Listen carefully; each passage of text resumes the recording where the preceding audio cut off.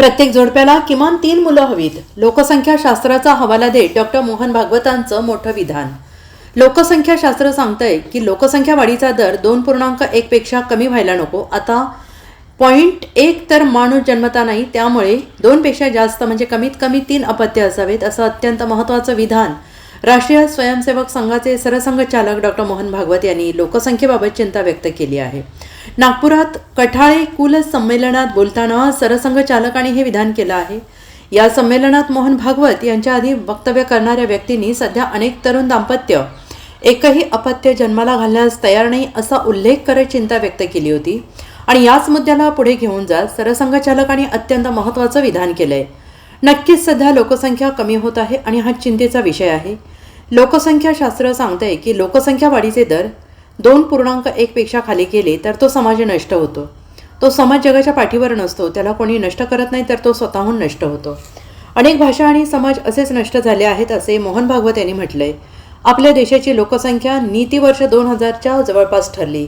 त्याच्यातही असेच सांगितलं आहे की लोकसंख्या वाढीचा दर 2.1 पेक्षा खाली राहू नये असा उल्लेख करत भागवत म्हणाले की आता 0.1 तर माणूस जमत नाही, आणि मग जर 2.1 एवढी लोकसंख्या वाढीचे दर पाहिजे तर अपत्य 2 पेक्षा जास्त पाहिजे, मग 3 पाहिजे कमीत कमी, असंही भागवत यांनी म्हटलेलं आहे.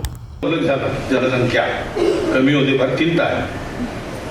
चिंतेचा विषय आहे याचं कारण ते शास्त्र, लोकसंख्या शास्त्र जे आधुनिक ते असं सांगतं की 2.1च्या खाली जायला लागलो तर तो समाजच नष्ट होतो. पृथ्वीच्या पाठीवर तो राहत नाही.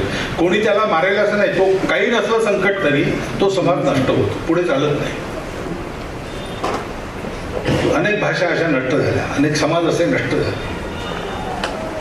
2.1च्या खाली येतात कामा. आपल्या देशाची जनसंख्या नीती 1998 वगैरे मध्ये ठरली का 2002 मध्ये ठरली, साल माहिती आहे मला, पण त्याच्यातही असं सांगतात की 2.1च्या खाली नको.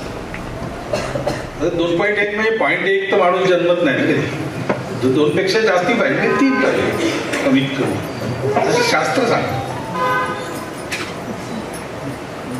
पण ही संख्या ही याकरता महत्वाची आहे की टिकलं पाहिजे की नाही, टिकलं पाहिजे असं आपल्याला सगळ्यांना वाटतं, कारण ते आपलं आहे. Bureau report, SBN Marathi, Nagpur.